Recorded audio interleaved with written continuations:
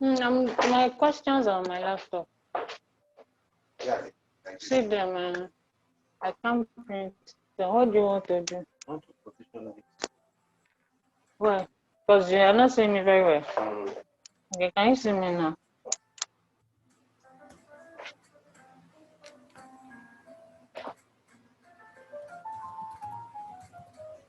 These are your questions. It's not affected. When I want to do like this, it will not show now. No, it's not. Wait, let me.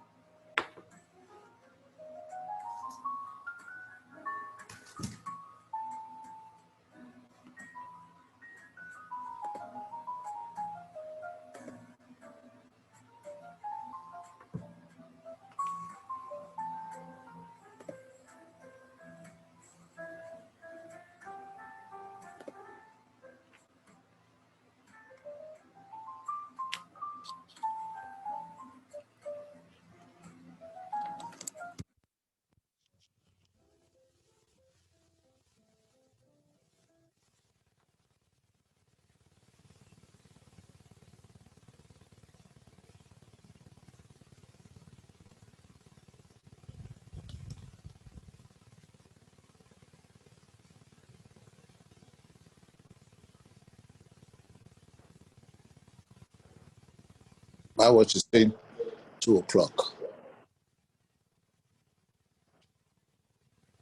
Can we just give it a few more minutes?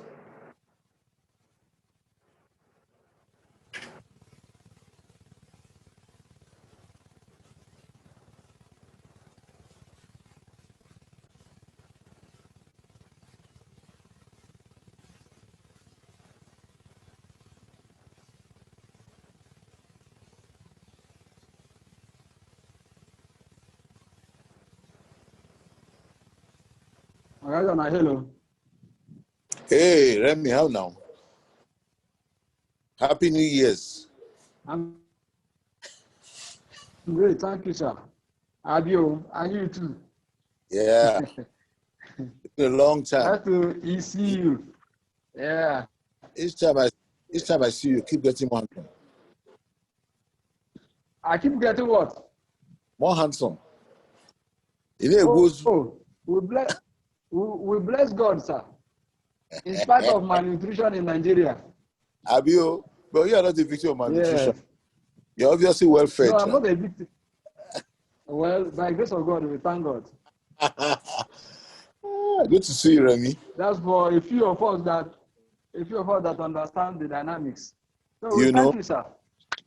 what we want to do is for you to share these dynamics. That's what we're trying to achieve. So that many more people can begin to look like you. You know? No problem, sir. We'll try our best, sir. Yeah. Welcome on board. We have 28 attendees now, and all the panelists are here already. So maybe what we should do is give ourselves a couple of minutes more, and then we'll start. Is that okay? Yeah, that was fine by me. Yeah. Collins, you there?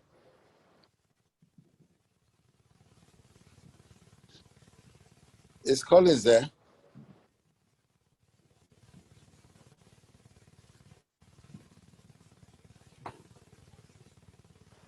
Well, good afternoon. I can see you here.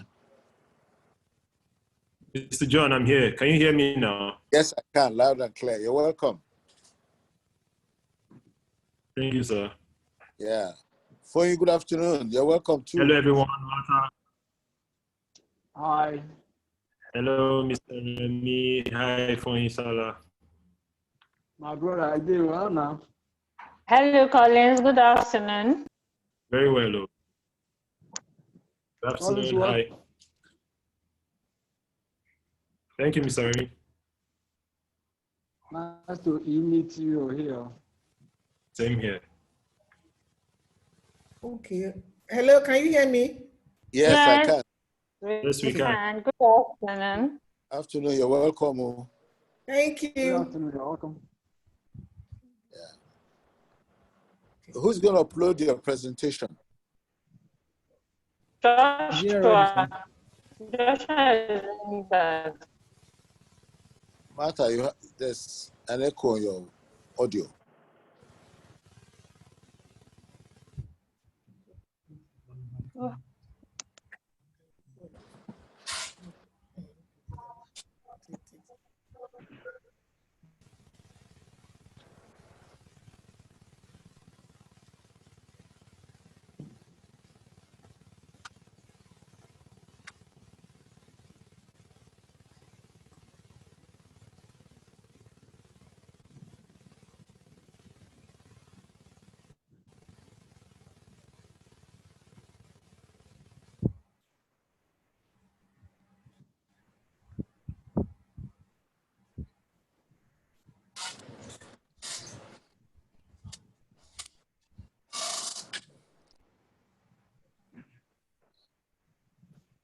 We'll have 34 people registered now. Once we have 35, one more person will roll. Is that okay? That's fine. Okay, just one more person. We're good to go.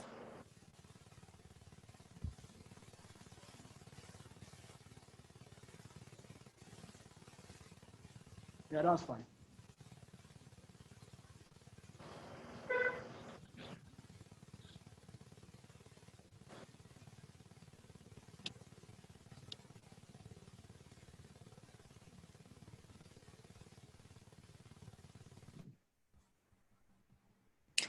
Okay, I think we can just go ahead and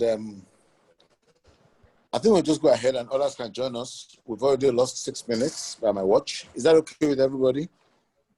Yeah, that's fine. Okay, fine. So good afternoon, everyone, and welcome to this webinar. My name is John Ehigwese, and I'm CEO of Bureaucratic Associates, a Lagos-based PR consultancy firm. The UN Sustainable Development Goals, all 17 of them, is a development agenda as prescribed by United Nations to inspire nations in the developing world to work towards achieving higher levels of quality of life for their citizens across practically all spheres of human existence.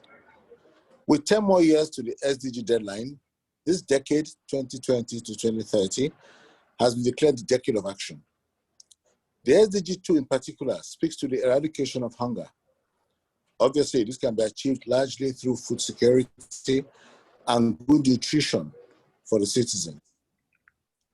And talking about nutrition, the place of protein in good, healthy nutrition cannot be overemphasized. Our agency, Bureaucratic Associates, is currently prosecuting a protein pool campaign tagged Protein Challenge. Protein Challenge is a media campaign designed to create widespread awareness of the scourge of protein deficiency in Nigeria and to mobilize stakeholders to take action to mitigate it. Today's webinar is a part of that broad campaign. And we've assembled an impressive panel of discussants to discuss Nigeria's march towards the attainment of SDG 2 within the next 10 years. So I am, as I hope all of you are, looking forward to a productive and illuminating session. Thank you very much. Over to you, Martha. Okay, thank you, John. Thank you very much. Thank everybody for being here, for taking out time to join us. So today we are hosting the second of the Protein Challenge series of webinars to discuss a pertinent issue on the protein deficiency spectrum. Like you know, the theme of this discussion is UN Decade of Action on Nutrition, connecting the dots for Nigeria. The objective for this discussion would be to highlight the SDG 2, then to task government and other agencies on the specific actions that need to be taken urgently so as to meet the SDG 2 by 2030. To also draw attention to local nutrient-rich protein source of food. So, like Mr. John said, we have an impressive pool of industry experts to discuss this. So I'll quickly introduce them. We have Foyisola Oyebola as one of our discussants. She has 25 years experience working on various social development programs. And she currently she works with a lot of youth and women, adolescents and women on sexual and reproductive health. She volunteers at the Human Development Initiative, HDI, an NGO that is focused on strengthening vulnerable humans in the society. We also have Collins Akano. Collins is a serial entrepreneur. He's a nutrition consultant and a public speaker. He's the founder of Diet234.com. Diet234.com is a primary source of health, nutrition, information, and inspiration in Nigeria. He's also the convener of Commune Eating, a tech-enabled collaborative approach aimed at solving the challenge of hunger, malnutrition, and food security in Nigeria. Then, thirdly, we have Mr. Remy Mweke. Remy is the National Coordinator of Media Center Against Child Malnutrition, MECAM, Nigeria, and the Group Executive Editor of multiple award-winning IT Realms, Niger Agronet, and Digital Sense business magazines. So we'll quickly go into the discussion for the day. So I will start with Foyin. So Foyin, you are conversant with the SDG goals and the Decade of Action mandate. Can you take us through the UN, the declaration, and how it is looking for Nigeria, particularly concerning the SDG 2? Thank you very much. Quickly, the Sustainable Development Goals. If I can have the slides, please. Somebody moving the slides? Yes. I can have the slides, please. And somebody is moving it for you. Okay. The Sustainable Development Goals historically is a fallout of the MDGs, which is also a global call for action, which was launched in 2002, between 2002 and 2015, to achieve important social priorities worldwide, with 8 goals and 18 targets, mainly focusing on social welfare issues such as poverty, hunger, and disease prevention. However, as the world undergoes dangerous climate change and other serious environmental challenges, it became very important to address worldwide environmental objectives alongside poverty eradication. Therefore, the world governments agreed to adopt and adapt new round of goals at the Rio 20 in June 2012. And that backs the SDG goals. Now, these SDGs, like the chairman of Mediacraft said, it's also known as global goals and was adopted by all United Nations member states as a universal call for action to end poverty, protect the planet, and ensure that all people live in peace and prosperity, with a target of 2030 to be achieved by 2030. Therefore, it aims to achieve sustainable development for the entire world, adopting the triple bottom line approach to human existence, which means that all-rounded approach looking at economic development, environmental sustainability, and social inclusion. With 17 goals and 169 targets to be achieved by the year 2030. Nigerian government is a signatory and has affirmed support for the successful takeoff of this global action, because it is in tandem with the change mantra of the present administration. Now, that's just a pictorial view of the goals with the 17 of them. Today, we are looking at SDG 2. I don't want to, because of time challenge, I won't discuss all of them. Next slide. Well, how far have we gone in Nigeria? How has the journey been so far? the government has really hit the ground running, spending between 2015 to now to put in place an office for SDG office at the federal, and has cascaded this down to the states with a special assistant to the president of SDG appointed and the team commissioned. The implementation framework has also been developed, and the roadmap is designed to focus on two themes: policy, data management, institution, partnership, communication, and finance. And like I said, it's mapped out to be implemented in three phases. Phase one is what has been done with the planning. We are now in the decade of action where we are supposed to be seeing implementation from now to 2030 when we evaluate. Next slide, please. Next slide. And that's the mandate of the Office of the Special Assistant on SDGs. Next slide, please. Next slide. Next slide, please. The SDG 2, which is why we are here today, is aimed at ending hunger, achieving food security, improving nutrition, and promoting sustainable agriculture. That is the main goal, and it comes with 10 targets, which I don't think I have to discuss today. Slide, please. What have we done by way of localizing SDG? In Nigeria, let's look at Nigeria at a glance. The problem statement: 82.9 million Nigerians live in poverty, which is 40.1% of the total population, giving us a poverty gap of 12.9%. Next slide, please. Next slide. So far, there have been, please, we jump one slide. Can you move up, please? The slide before.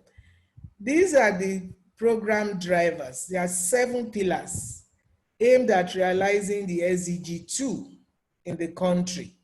And it includes table crop processing zone, rural finance institution building program, commercial agricultural credit scheme, the green alternative agriculture promotion policy, Nigerian incentive-based risk-sharing system for agricultural lending, anchor borrowers program, youth enterprise with innovation in Nigeria. These are the 7 pillars aimed at realizing SDG right from across the country. Next slide, please.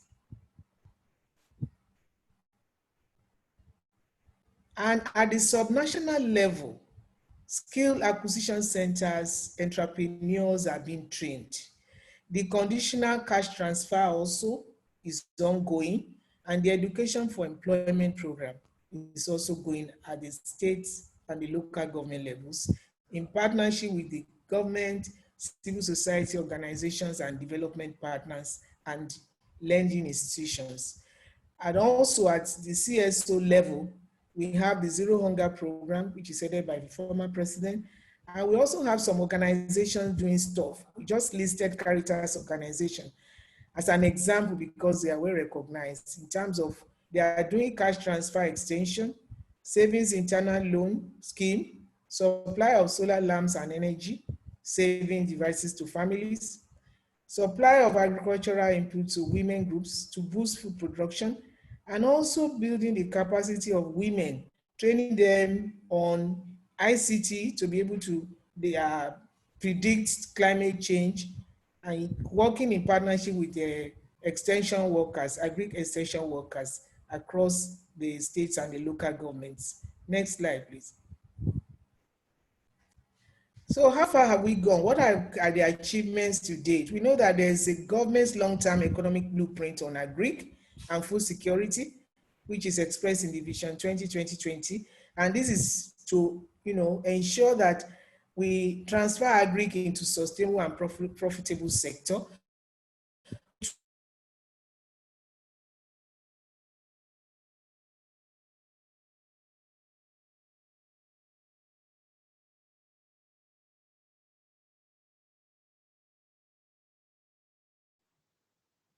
I've lost audio. Hello, Foyin.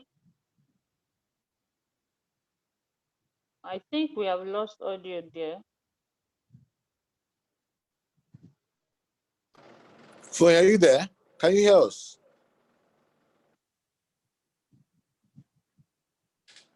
I'm not sure. Maybe Okay. it's our network. It's her network. I think we should, we'll come back to Foyin when she comes back. I'm sure she has a lot she wants to tell us about the decade of action and what the government is doing right now in Nigeria.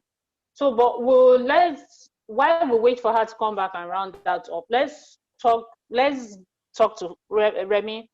So Remy, you're on the field and you're doing a lot of work with MECAM and your other agencies. So I'd like you to share with us what you think is the current state, numbers, and possible impact of nutrition challenge, particularly protein deficiency in Nigeria.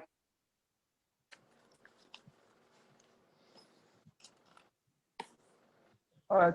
Thank you very much, Martha, for the opportunity and the host. It's important also for us to know that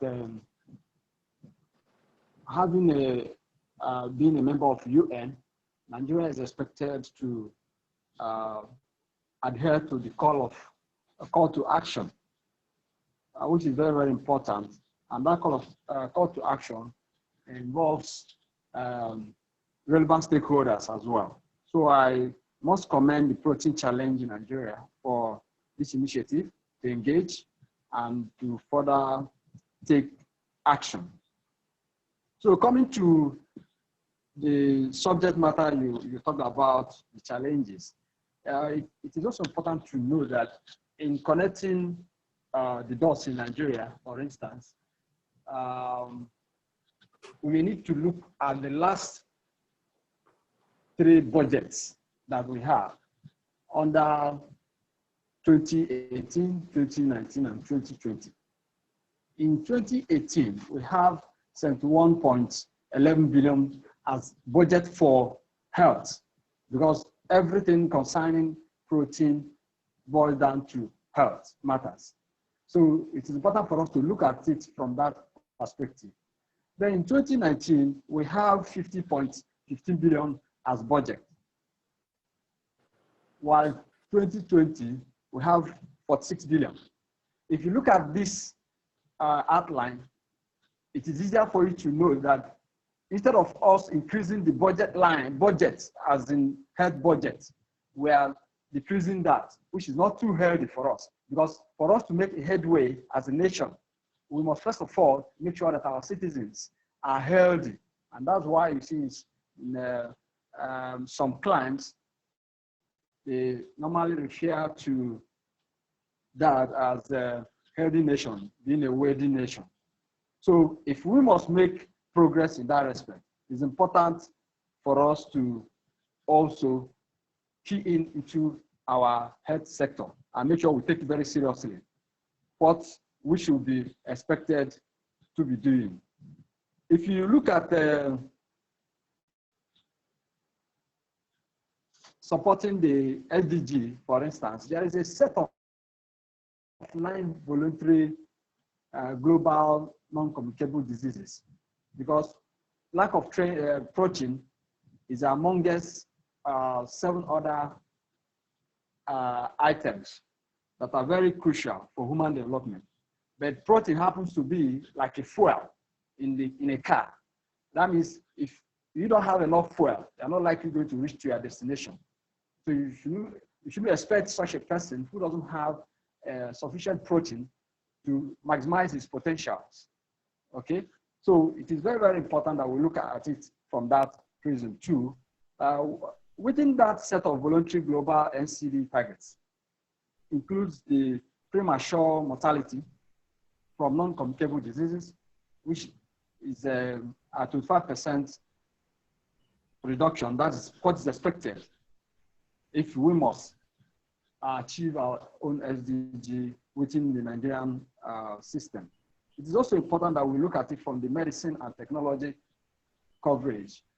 It's expected that we achieve about 80% of that, while drug therapy is 50%. That's by the year 2025, when the 10-year nutrition decade is expected to have elapsed. There are also issues on diabetes and obesity. these two are expected to have decreased to zero if countries are working accordingly as they are expected to do, while rising blood pressure should have been reduced to about 25%. We equally look at the use of tobacco as one of the issues that risk factor actually in nutrition matters.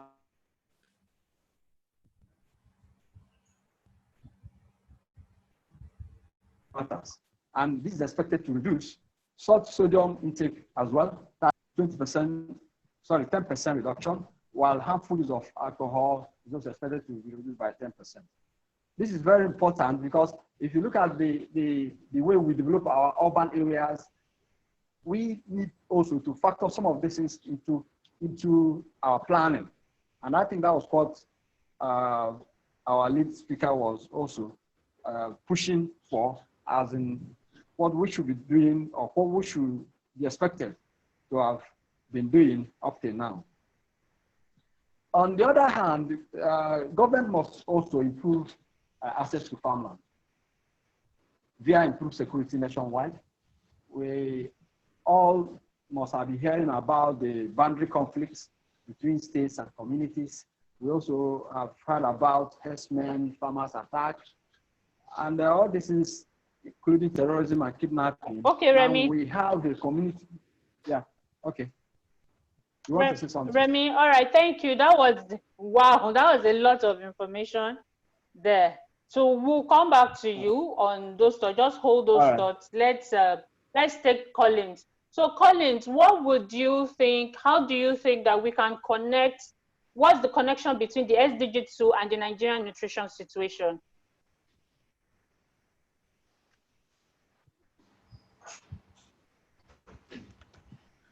Yeah, okay, so I hope you can hear me. Yes, we can. All right, so about the SDG 2, obviously we all know that the SDG 2 addresses the issue of hunger and sustainable agriculture. Now, what I would say is, so in the Nigerian situation, we are faced with several kinds of malnutrition, like Mr. Remy had said initially, overnutrition, undernutrition, hidden hunger, protein, energy malnutrition. These are various malnutrition that is currently plaguing the country. Now, connecting SDG 2 and the nutrition situation of the country, I would say we need to adopt sustainable farming. I'm talking about home gardens people need to adopt home gardens. People need to start, looking towards agriculture or investing in agriculture in our country. And then there's a place for nutrition education, because the truth is, you can have money, go to the market, yet you would purchase the wrong foods, or you wouldn't get nutrient-dense foods, as it were. If you are not knowledgeable about the right foods to take, you would make a mistake. You will eat unhealthily, and it's going to definitely affect your health on the long term. So for us to address the current nutrition situation of the country, which is malnutrition in different ramifications, I would say sustainable agriculture is one, and then people need to be properly educated on how best to eat or what is healthy eating. Yeah. Okay, Collins, thank you very much. Foyin, thank you for, hello Foyin.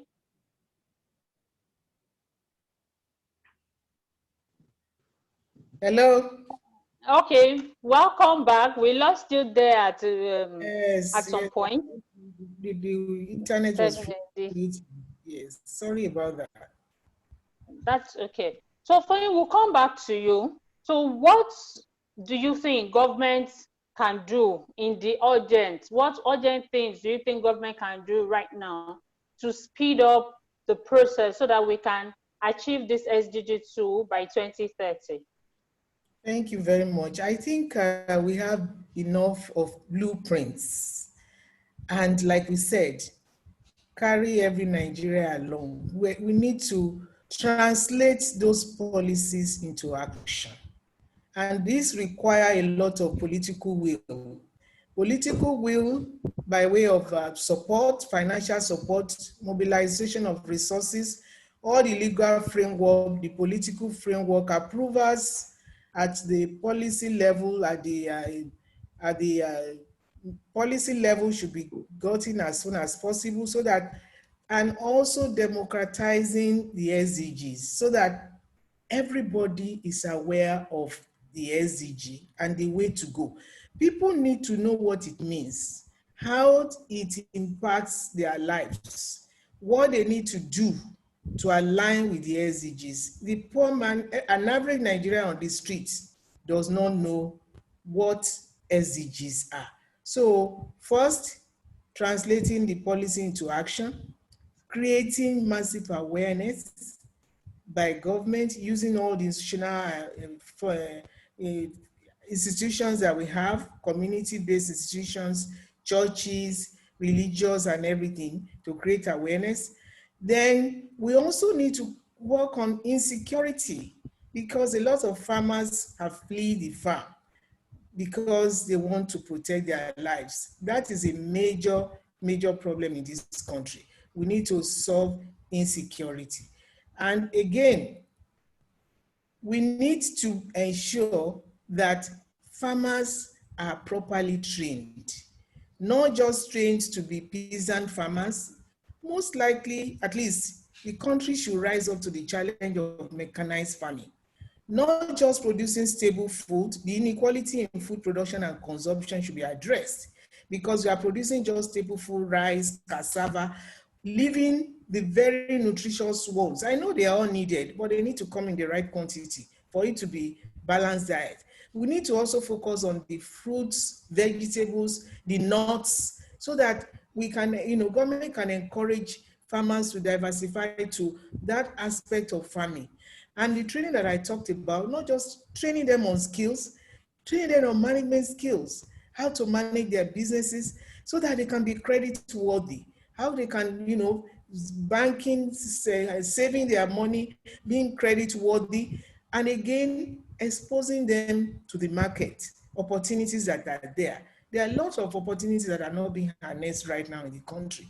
And it is because people don't know. So how can they harness those resources that are there so that they can also be linked to off-takers that have, that are credit worthy, that are, have integrity, that will not cheat these farmers at the end of the day. So that at the end, and also before I go, there has to be a good and robust monitoring and evaluation framework, real-time reporting, so that people are doing things, they can go online to upload their challenges, their success stories, so that together we know where the country is moving, how we are moving the needle. Are we making progress or are we not? What are the challenges? People can go there, drop their findings, drop their outcome, their reports, and together we will work the journey together to see how we are moving towards achieving SDG 2. Okay, thank you very much for it. So together we have to work together to do this. And you also raised the issue that a lot of people need to know. We need to raise awareness. So Collins, I will come to you on this, that we need to raise awareness. How big a role do you think awareness and sensitization can play in curtailing this problem of protein deficiency? How do you think we can address this awareness? We can implement this awareness so that we get Nigerians to know what to do and how to help us to achieve the 2030 goals on nutrition. Hello, okay, Remy. Was that addressed to me? Yeah, no, that was addressed to Remy, sorry. All right. Oh, okay. So was addressed to me? Yes, it was. Okay, do you want me to take the question again? Yeah, take it again, please. So I said, but I just want to make sure I have it. Okay, I said, Foyi alluded to the fact that we need to do a lot of we need to create a lot of awareness for people to get to know what to do in achieving these goals, to even know about the goals and how to achieve them. So I'm saying, how big do you think this role is? What do you think? How do we create this awareness? How do we implement it so that we get people on board? Because as it is, it's not just an issue for just government. It's everybody, all hands must be on deck here. So how do we get people aware on this issue so that we can achieve this 2030 goal? Okay, thank you again. In achieving this goal, I think it's very, very important that we, should I say now, the part that should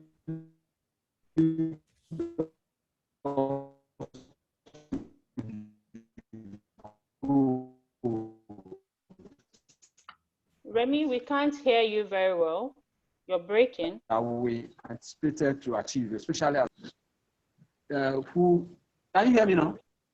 Yes, we can hear you now. Yes, we can hear you now. Yes, we can hear you now. Okay. I was saying that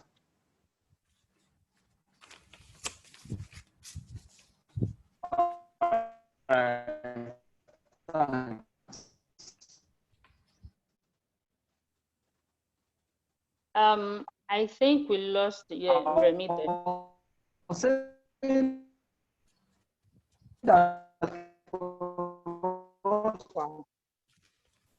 Okay, Remy, we really cannot hear you. Not fully aware that for us to also know where. Hello? Hello, okay, go on. Yes, we can hear you now. Where did network stop?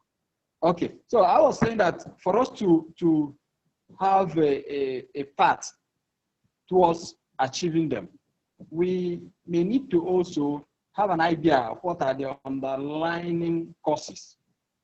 So that if we are projecting awareness or campaign, we should know where our target should be. And like I think is our lead speaker there mentioned a few of them, and that includes poverty.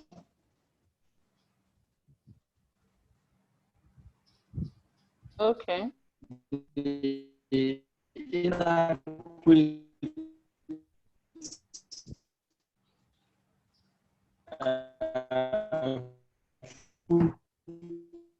All right, Remy. I think your network is not working for us because we can't hear you. The worst part of it is very key here. We should tackle that because a lot of us. Okay. Really?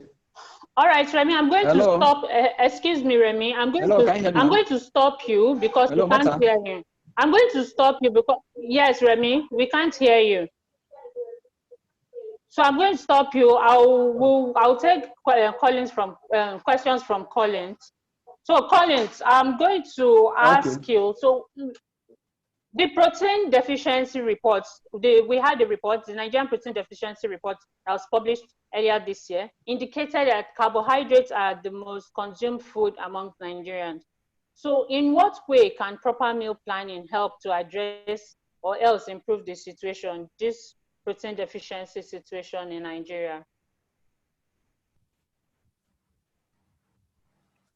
Collins? Okay, can you hear me? Yes, we can. Can you hear me? Yes, we can hear you, Collins. All right. So as regards the situation of people consuming more carbs as opposed to other forms of nutrients, what I would say is, earlier speaking, we need to okay, so I did a poll yesterday on Twitter just to inform my discussion today. And what I could find, I wish I can share, I don't have any slides, I wish I can share this with you, but I found out that most people would rather eat,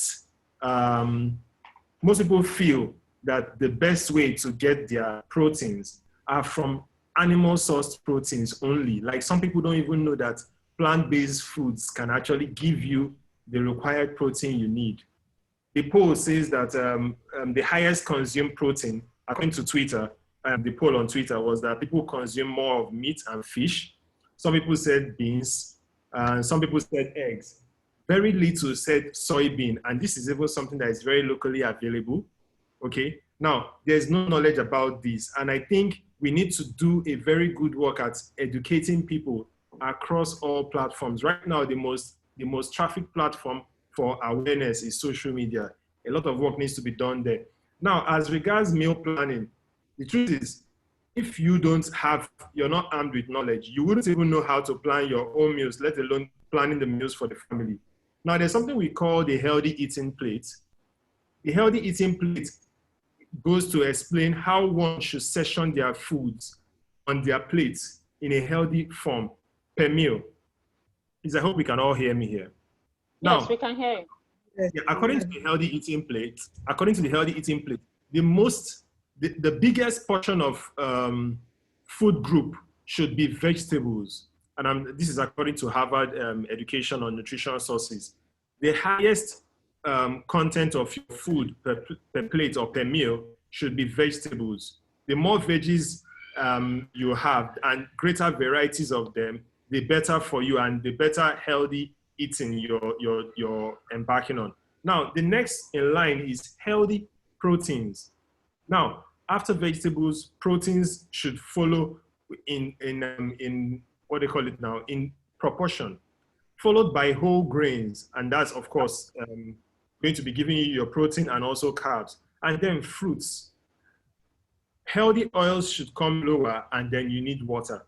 So the healthy eating plate says you should drink a lot of water, at least 1 to 2 servings per meal. In a whole day, you should take at least 8 to 10 glasses of water.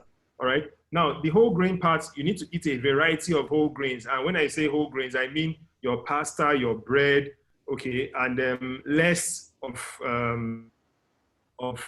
fast. How would I say it? I want to make it very easy here. Very foods that have high glycemic index should also be what they call it, taken. Okay. Then all these things should be taken in good proportions. And one should also eat lots of fruits and vegetables and fruits of various colors. So meal planning has a role to play, but can you plan your meal without having nutrition education in the first place? Of course, no. So people, there's a need for good nutrition education circulation, and then people can be better informed on how to eat healthily. Okay, thank you very much, Collins. Thank you for that. A healthy eating plate. That sounds very interesting. Okay, so you mentioned that we should take protein in proportions. We should take, our meals should have proportions of vegetables and protein and grains. Yes. So for protein, I'd like you to put sources of protein to the different kinds of protein that people talked about, especially animal protein. Can you also give us local sources of protein that includes plant-based protein, and how available and affordability of those sources of protein? Trust me, there are a whole lot of these, a whole lot. Let's start with the one everybody feels is protein in itself. Everybody thinks beans is protein. You know, when you say protein, what you think of is beans. Going from secondary school into science, the truth is beans on its own even has more of carbs than protein. The reason why we say beans is a proteinous food is because it has a good amount of biological available protein per meal. But there are several other protein sources, and I made a list here. So let me just read out from my list, starting from what most Nigerians love to consume, and that is soup. I am sure if we do a poll here with all the panelists, I'm sure most of us love to eat soups. So one of the very proteinous soup is egusi soup, okay? And, you know, vegetable soup is also a proteinous food. We have, for seafoods, we have shrimp on the list. We have fresh fish, dry fish, sardines. These are great sources of protein. Crayfish also is a very good source of protein. Crayfish has close to 18 grams of protein per 100 grams of crayfish, okay? Of course, it has calories also, but it has good solid 18 grams of protein. that is good for, consumption. Snails are also a good source of protein. When it comes to your nuts and seeds, granules is a peanut butter. These are great sources of protein. Millets, okay? And then for grains, of course, beans. When we eat moi moi and akara, we get all that, goodness. Then there's something we call locust beans. Also, soybeans. These are wonderful sources of protein. And some people think oats is more carbs than protein. Oats has 13 grams of solid protein, biological protein, of course, and it gives you calories. So these are several. But soybean. I have to highlight soybean. Soybean has 100% good sources of protein. It has a whole lot of protein, amino acids contained in it. So I think we can do well with exploring soybean as a good source of protein also. Okay, thank you very much. Okay, Remy, do we have Remy back? Yes, I'm here. I've always been here. Sorry. Okay, no, we were not hearing. We couldn't get you the last time. We're not hearing a lot of the things you were saying. Maybe so I'll take another. Okay, that would be it. So I'll take another question with you, Remy. So, Collins has said that we need to understand we need to have knowledge, and we need to be able to share knowledge. The people that are going to have a healthy eating plate, should even know how to do this. So what role do you think NGOs like yours can play in this regard? Thank you very much. The truth is that if you look at what is happening, there are a lot of things NGOs can do. And that includes that the advocacy end of it, and then probably reaching out to more people. If you take MECAM, for instance, MECAM was registered formally in 2015 as a media advocacy group against child malnutrition, as well as for the well-being of its members, with regard to strengthening agro-nutrition capacity of members and their interests professionally towards contributing to nation building, especially in Nigeria. Some of the commitments we have made is about showcasing nutrition values across sectorial success and development. I mentioned agro-nutrition, then towards emancipation from extreme hunger, with focus on children, women, and society. Looking at the Sdg Goal 2, we equally have in our programs, one of them is annual nutrition symposium, where we bring experts around to also share in some developmental issues. Going beyond that, we need also to collaborate alongside other state actors, because everything cannot be done by government, and non-state actors also need to be encouraged to do what they can to support what we are all aiming at in achieving, including reducing stunting in our growth or children, as well as anemia in women of reproductive age. Okay, thank you. Okay. Yeah.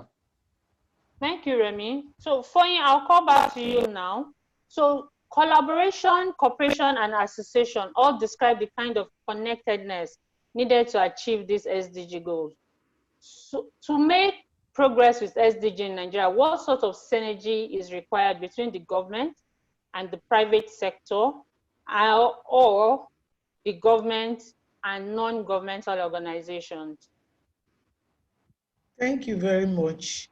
I think that the groundworks have been done by government. I know that the private sector, working group has, is been established. That is for the corporates. And several times, the special assistant to the president on SDG, she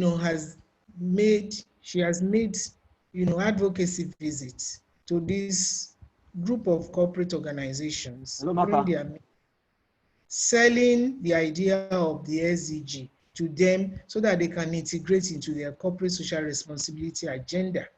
So that has to continue. Advocacy has to continue because government cannot do it alone. Then there are a lot of bilateral agencies, the UN agencies are also on board. So there has to be, we have to harness all the resources and make sure that these resources are judiciously used in the right direction for the purposes they are meant for, so that we can get the desired result. That is from government to the bilateral agencies. I know that they don't come, they know how they manage their funds. They come with their own development assistance in a very strategic way, making sure it's either through they channel the resources, they implementing the program themselves so that they can monitor and evaluate and they ensure that everything is done, either through technical assistance.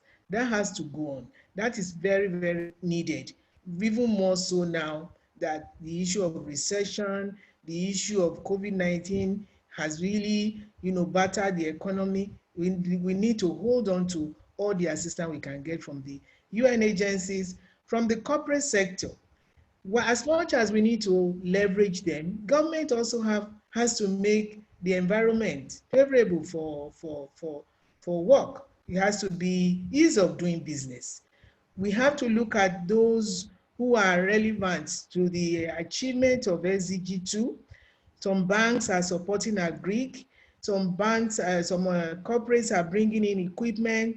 They're supporting farmers.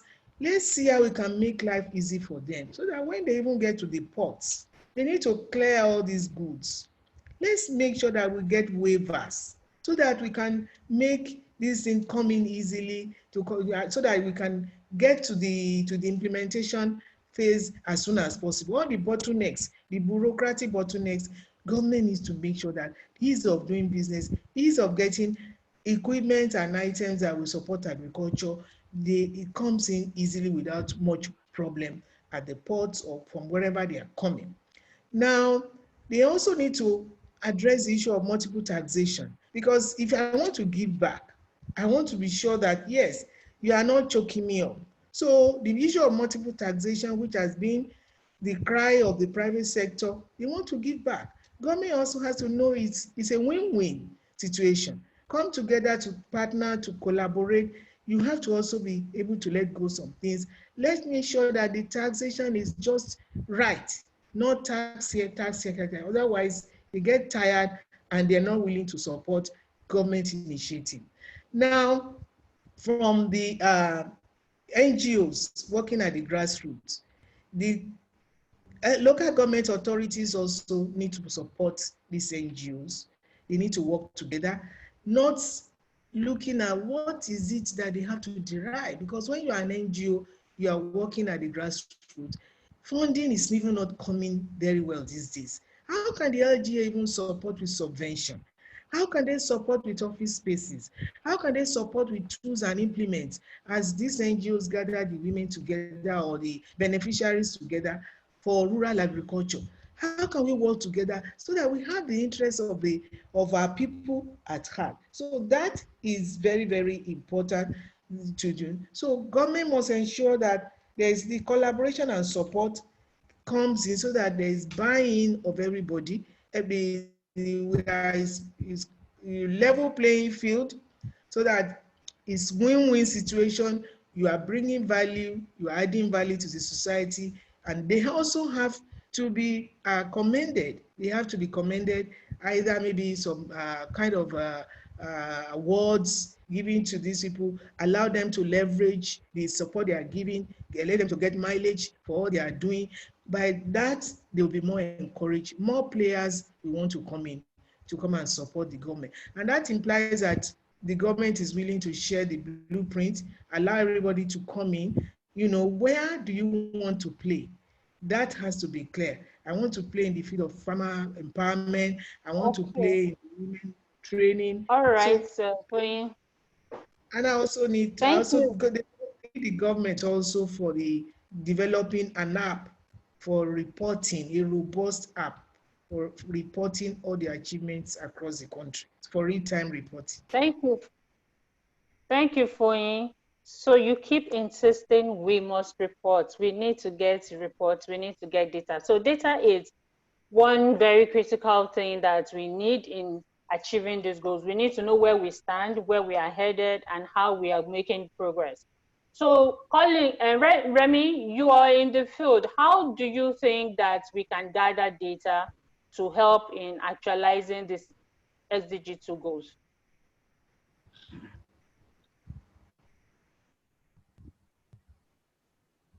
Hello, can you hear me? Yes, we can. Martha, can you hear me? Yeah, you are talking about harvest data to help what we are doing. Yes. What role do you think, how you know, important is data and how we can get it? Okay, thank you very much. Data is very, very important towards planning at all stages. And if we must get to the bottom of this, in terms of improving the well-being of both at the government level and then to help in providing data and actually through data to help us achieve that. There are problems now in terms of us not knowing the status of certain portions of deficiencies in Nigeria when it comes to nutrition or malnutrition, as it were. This is because there is no data associated to that. And no one, government on its own, data are clean. In the sense that the right to enable decision makers, including donors or agencies or even international NGOs collaborating with local ones, to have an idea what or where the issues are and what should be done, even for local NGOs, for them to know exactly where the main issues are. If it is in obesity, is it in underweight, stunting, underweight, overweight, obesity, and others. So we need to have all these things, have hands in them to be able to know where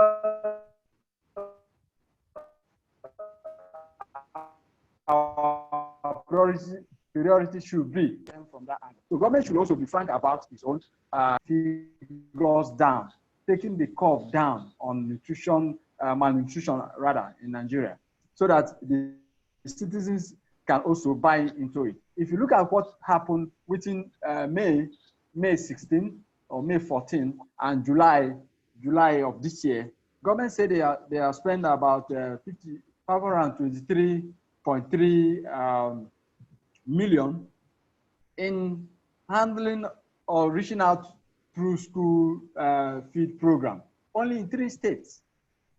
How true is this? 3 states, that's the FCT.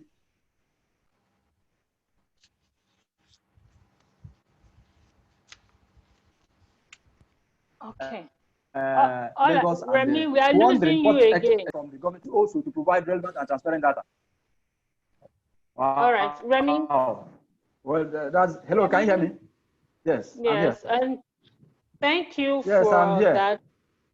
Okay, so we're losing you, but thank you for sharing that much that we need to get data to understand where we are and at what point we can intervene. So we'll take some questions from the audience now so that we can move on. We'll take some questions from the audience.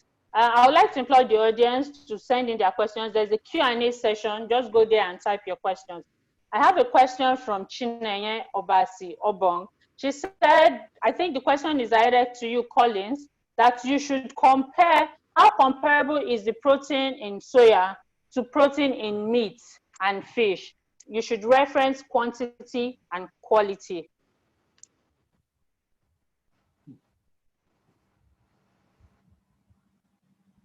Collins.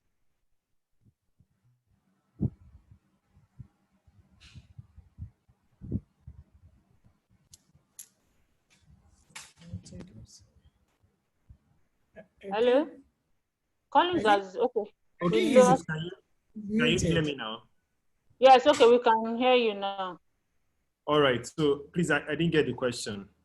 So Chinenyem Abasi Obonga asks that how comparable is the protein in soya to protein in meat or fish?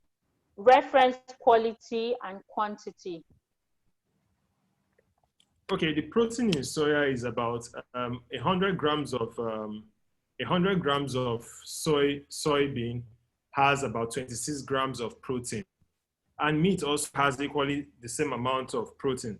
But the issue why soybeans protein is preferable as to meat is soybean has a whole lot of other amino acids. It has a whole lot of amino acids, like a combination of amino acids, compared to meat that has a few of these amino acids. So I might not be very, very accurate with the quantity, as it were, because these things there's a lot of research still going on, and nutrient composition might vary and all of that, depending on the meat we're talking about or the meat in question. But I want us to take home that soybean has good amounts of protein, and it has a variety of amino acids from its protein content. Okay, thank you, Collins. So Remy, there are questions. Okay, there are questions here. So you, in your presentation, you said stuff about how government has cascaded the office of the SDG down to the state levels. So John Afiko wants to know if the SDG office is in every state. Yeah. Yes. There are SDG offices in states, but the level of preparedness I cannot tell you in terms of takeoff, whether they are active, whether they are all working at the same level. But I know that the blueprint has been developed, and in partnership with the states, with development partners, NGOs, civil society organizations. They all have copies. But in terms of takeoff, I don't know how far they have gone, with all the challenges that we have right now. This year was supposed to be the scale up. We're supposed to kick off this year and hit the ground running. From 2020 to 2030, that's a decade. Here comes the pandemic, which has really is distracting everybody from the work plan you made in January. A lot of work plans now are just on daily basis. You can't have a long-term work plan. So how far the states have gone in terms of implementation, but I know that like Remy, who is an NGO, there are some states that are working. For example, Kwara is working. I have a report on that. They are training farmers and they are empowering the farmers, not just skills. They are building their business management skills. They are linking them up with credits into the banks, and they are developing off-taker agreements for their farmers, so that what are you producing? Are you cassava? At the hotels there, are you producing fruits? Which hotel is there to take off your goods from you so that they don't rot in, so that they don't spoil? So it's immediate win-win situation. They are even happy to go to work because they know that there is an end product for their items. So that's how far I can tell you about states, but I know that meetings, Nigerians, everything is still holding meetings, but in terms of actual doing and working in line with the goal of SDG 2, I cannot tell you right now, which of the states are doing what? Okay, thank you very much for that input. Collins, I'll come to you with this question from Victor Oriola. So Victor is basically asking, I will rephrase his question. He's asking how can we get affordable protein with the economic situation now? So how do the everyday Nigerian, the household, get affordable protein in their meals, in this our healthy eating plate?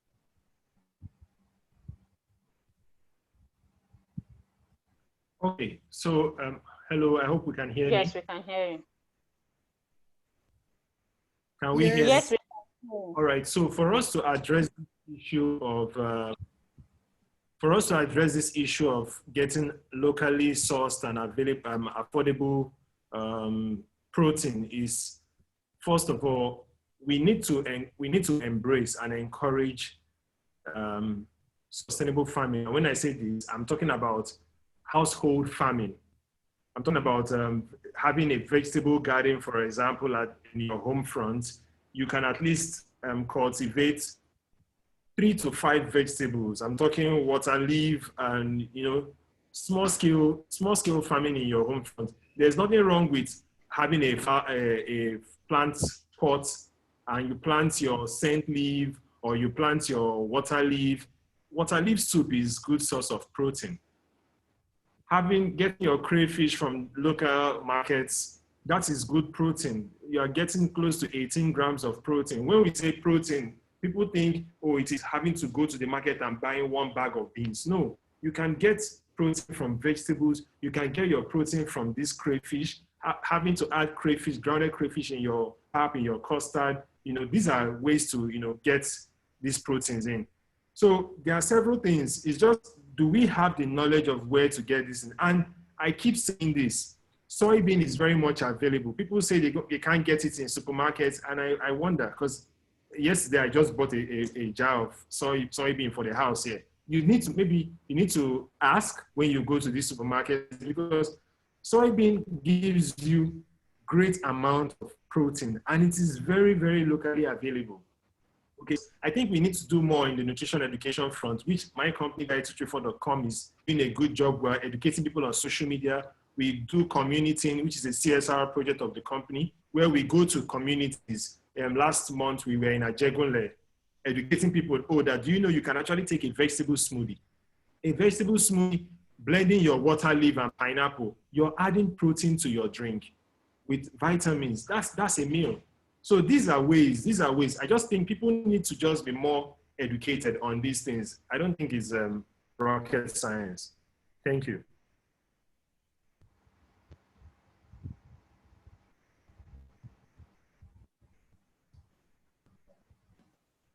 Hello, Martha, are you there?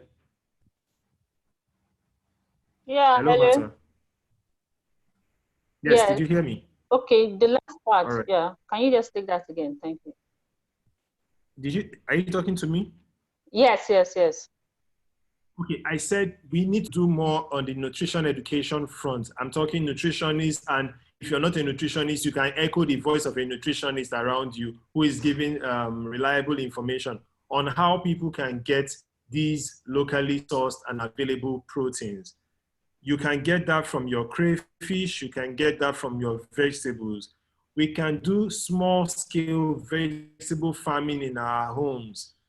There should be school gardens where people can actually source vegetables. You can also get your vegetables from ground soybeans, and you can get this at your local markets or at supermarkets, okay? Getting proteins or sourcing your proteins is not nice. Even somebody asked a question about entomophagy, and that's just basically the consumption of insects. There are some insects that can give you the amount of proteins you actually require per day, and and what have you. So I think it's just more of nutrition education to sensitize people more about this subject. Okay, so Lucy Odetola wants to know, does seasonal nature of certain produce make it difficult for farmers to deliver certain produce, and hence affect the SDG for protein-based nutrition, and how can this be overcome? I would like Remy. Let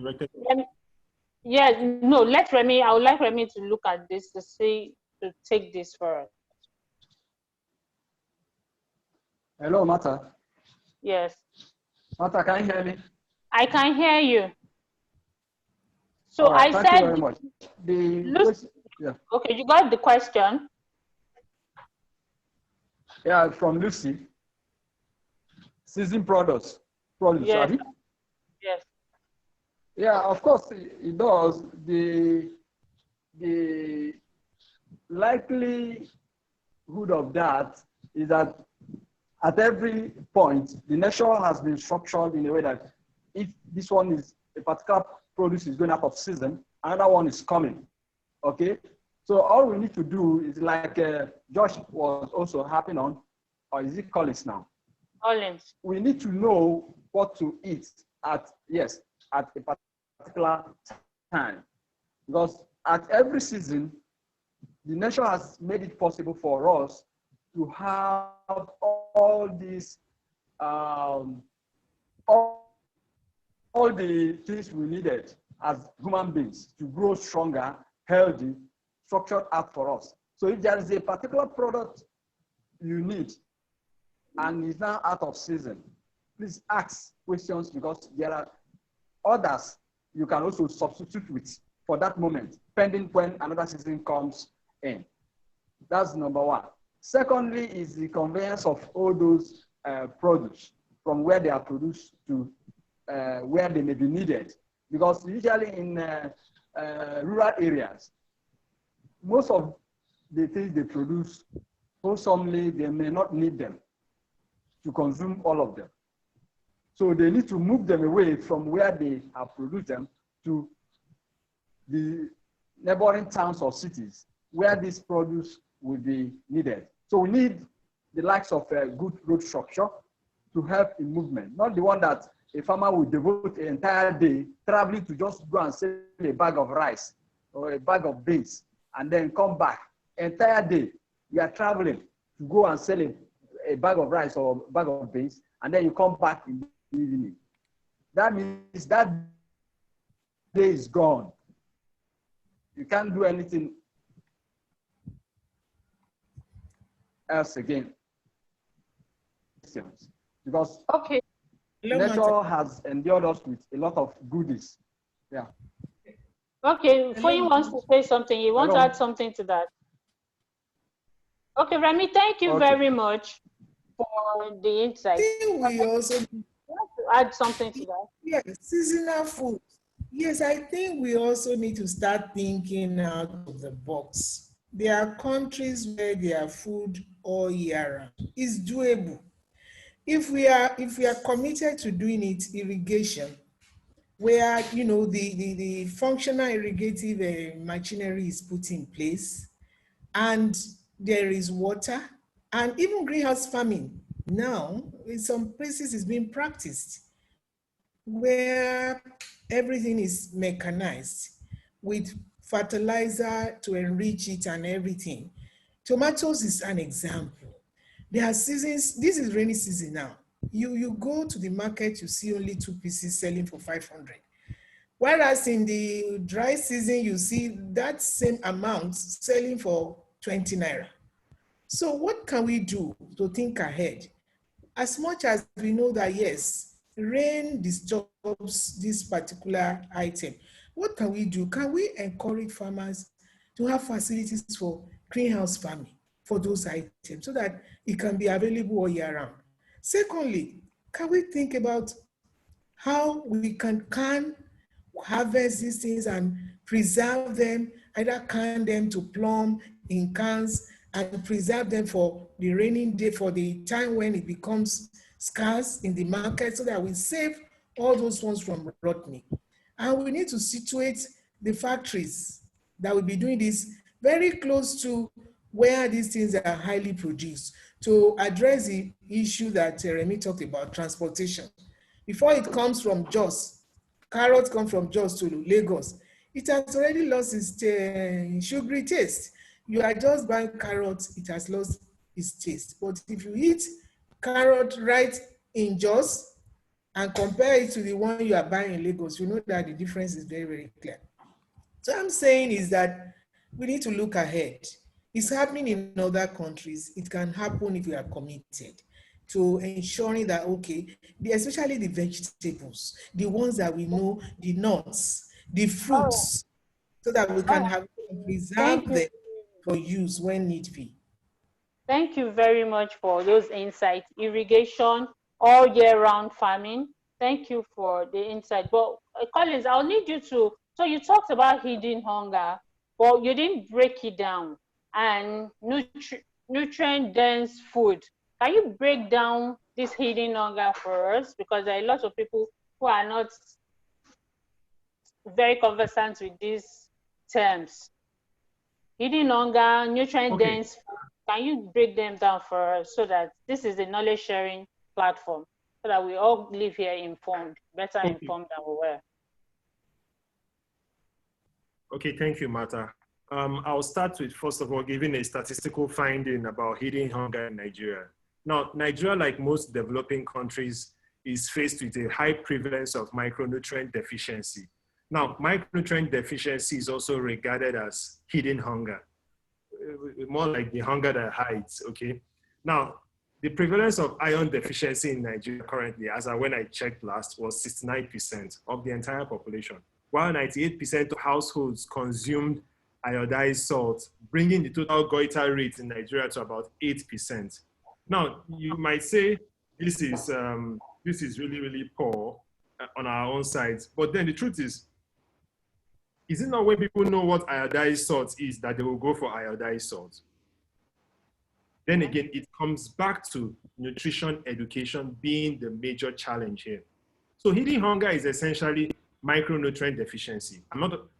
Sorry, when I say micronutrients, I mean vitamins, your trace elements, those are micronutrients. Your macronutrients are your carbs, protein, fats, okay? So that's what hidden hunger is. When somebody is looking as if they are all right and they are healthy, but they are lacking greatly in vitamins and other trace elements like your selenium and the rest of that. Now, as concerning nutrient-dense foods are foods, these foods are the ones that are referred to as, the foods that are referred to as nutrient-dense foods are the ones that are beneficial in nutrients like your vitamins, your fats, your carbohydrates, all of those things, both macro and micro. But in the sense of being nutrient dense, they would not necessarily have high energy content or weight, okay? Because these are detrimental nutrients. I mean, your high calorie nutrients, those are quite detrimental because if you take a whole lot of high calorie nutrients, you might come down with obesity or overnutrition and all of that. So you may want to concentrate on nutrient dense foods that have high amounts of vitamins, minerals, lean proteins, and healthy fats. You know, there are healthy and unhealthy fats, okay? So I don't want to go into too much detail so it doesn't sound too scientific for the general public. For layman like us. We need to increase our dietary diversity. We need to increase our dietary diversity. We need to get more foods that have adequate amounts of micronutrients in the hidden hunger. Thank you very much. All right. Thank you very much, Colin. So we will. I'd like to call on the audience. If we have anybody in the audience, I would like to contribute one or two things in these discussions that we've had so far. Is there anybody? There's a point where you can show your hand. You can raise your hand so that we can allow you to speak. Do you have anybody? Yeah, and yes, Remy. Hello, Martha. Yeah, yes. I think before that, it's also very, very important that even in the budgeting, there are what we call that you budgeted something. For instance, budgeting in Nigeria concerning health and nutrition specifically has not increased. We need to factor that in our budgeting. There should be budget lines for nutrition budget line for nutrition. In Lagos State, for instance, we have between 9 and 11 ministries already keen into that, out of all the ministries. So we need every government to have a budget line at every ministry or MDAs concerning nutrition. That way, we can also start thinking about making approvals for them, because one of the issues about having budget lines that even though it could be in the budget, the time for releasing is another thing.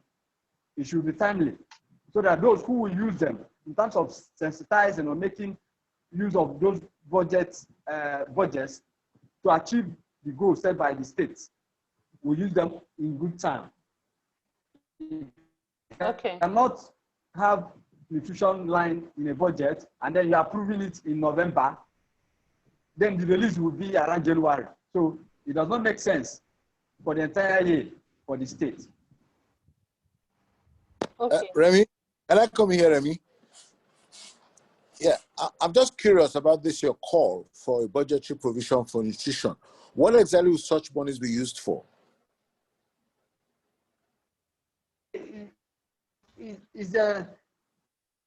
Usually, if you take, for instance, the Ministry of Information, for instance, if they have budget line, at times there are things they could do on their own that comes along and it's called that it borders on the health of citizenry. And that could be solved through adequate information on nutrition, having adequate information on nutrition, either by providing it in local languages, okay, doing subtle research concerning a given local government where there are a good number of malnourished children, for instance. So you're talking about public a way of solving it. You're talking about public enlightenment campaigns, sorry, I didn't get... right? Yes. You are talking about public enlightenment. That's actually the gains. To educate people. Yeah? Exactly. Okay. Yes. That makes sense. That makes sense. Understood. And equally, we need to also reach out to women. You know, women are the bone of families. If a woman knows how to mix her food items and get us healthy, tendency is that the child and the entire family will be healthy. So we need to take them into serious cognizance when we are taking decisions concerning what we eat at home. So it's not to just take your family out and say you are taking them to where they have all these big time food sellers. Okay. At the end of the day, they are eating junks. Okay, Remy. And then your children will be sick. They won't be looking good or looking healthy. Thank you. Thank you very much, Remy. Okay, so we have some people that raised their hand. Joshua will allow them in. We'll take two of them. So Joshua will give us the first two, one after the other. So Joshua.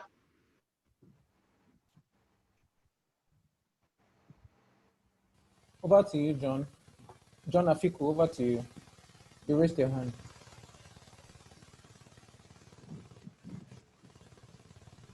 John Afiku.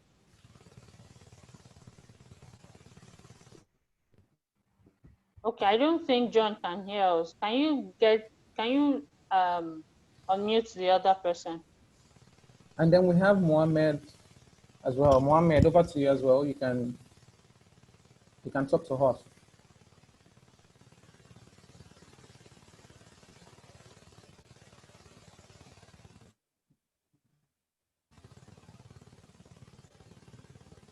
Matt, I think we'll have to go ahead. None of them are talking. Okay. All right. Thank you very much for your time. Thank you very much for all the questions. Thank you for your contributions, especially the panelists for such wonderful contributions they have given to us. So I would like to take final words from each one of you. We'll start with Foyin, then Remy, then Colin. Just a minute, please. Can I step in a minute? Just as we take our final words, I'd like to make a few general comments. Now, at the beginning of this campaign, the Protein Challenge campaign, we conducted a research in Nigeria Protein Deficiency Survey. And the key insight from that research was that affordability and availability are the two major impediments to the healthy and adequate consumption of protein among most Nigerians. Now, I'd like to have a final word from the panelists with regard to how you address this. Now, it is a convergence of affordability and availability that leads to food security. So how do we address the issue of affordability and availability, especially with regard to proteins in Nigeria? Just a few words from me, a few final words from me, please. Thank you.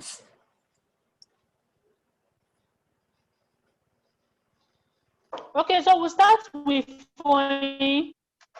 Okay, the issue of affordability, that means that there's a thin line between poverty and hunger, because when you are poor, you cannot afford, even when you know what to take. So which means we need to work on the poverty alleviation.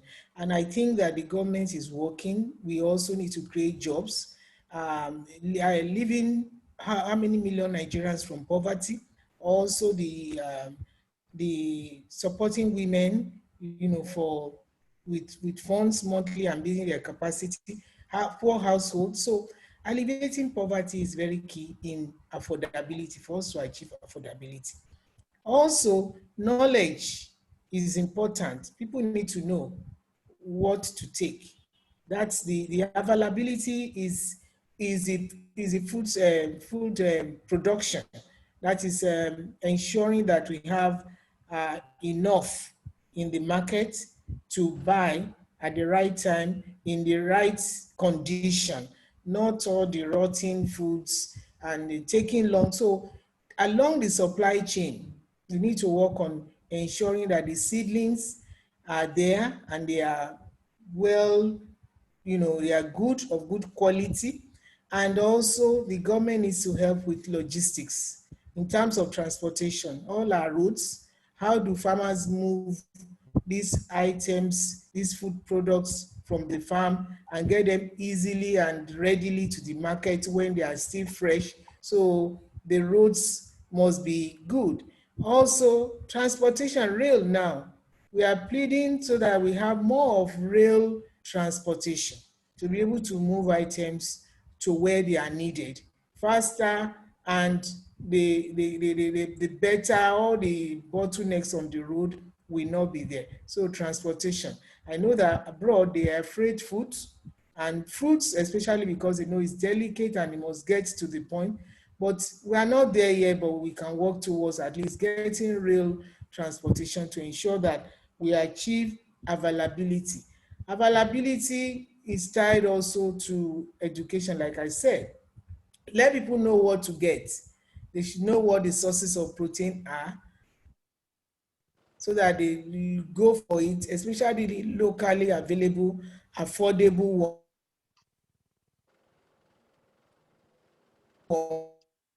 ones. Okay. That we don't need to buy meat, crayfish, ground it and put it in your food, or the soybeans will make it to milk or to powder, add it to your food so that you can get the right protein. So we need all the political will and support, right from the federal, state, and local, to ensure that we tackle the issue of food security, making it available, and affordability, make that people have the jobs. They are gainfully employed, square meals on the table for themselves and their family. All right. Okay, thank you very much. Governments, we need governments to put, and we need people. We need to do a lot of education. We need to get people involved in all of this. So, Remy, what would your take be on affordability and availability of protein in Nigeria? Well, I think she highlighted a lot of them. Can you hear me? Yes. Hello, Martha. Yes. Yes. She highlighted Yes. a lot of them. There's also an accompanying subjects there, because we need all to have relevant social infrastructure, which includes roads and rails, which she also mentioned.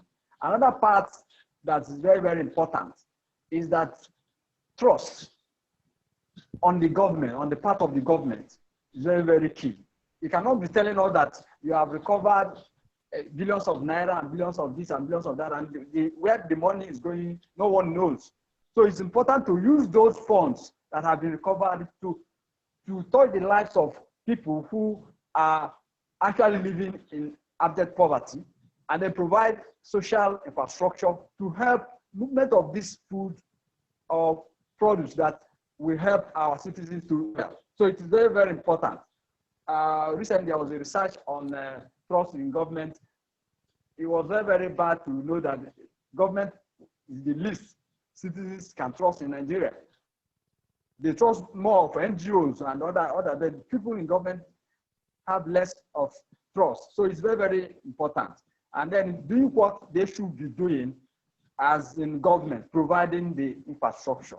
It's very, very important to help easing the problem or challenges we face in getting food items, either going to the farm,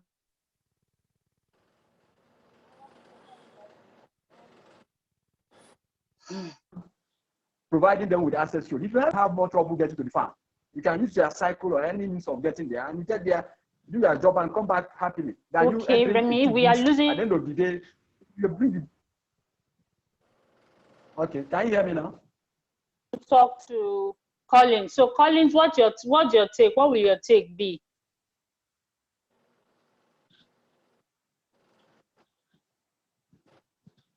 I think Collins have been locked out. Oh, Collins have been locked out. Okay, so once more, want to thank all of you for coming. Want to thank the panelists for their wonderful contributions. Want to thank you for enlightening us, increasing our knowledge based on issue of protein and protein deficiency in Nigeria.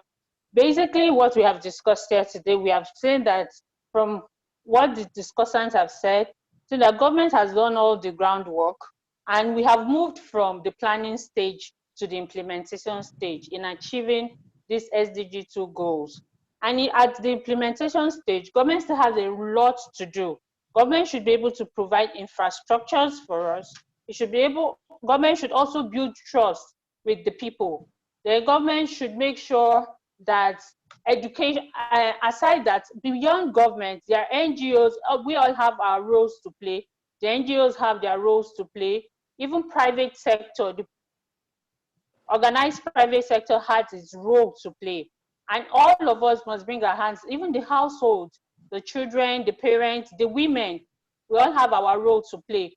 But to get all of these people, all of us in this chain, on this value chain, to play our roles effectively, we need education. We need to create a lot of awareness on what protein, on the realities of protein deficiency in Nigeria, how we can achieve the SDG 2 goals, and what our roles will be in achieving these SDG 2 goals. And what are the protein-rich food that we can include in our meals? Where can we find them? How can we make them available for us at all times in the year? How can we make them affordable for us? Well, we also heard that we can start growing gardens in our homes, so we don't have to wait till they bring it down to us. We can start growing gardens in our home, practicing sustainable farming, and doing a lot of school gardens, so that we bring these messages even to the schools, so that our students, our children get to know about protein deficiency, the importance of protein in their lifetime. So thank you very much for your time. Thank you for being part of this. And we look forward to seeing you again in our next edition of the Protein Challenge webinar. Thank you very much. Thank you, Martha. And thank you all. Thank you, everyone. Thank you, Martha. Weekend. Bye. I was waiting to give my own feedback. Oh, right, we lost you, yes. All right.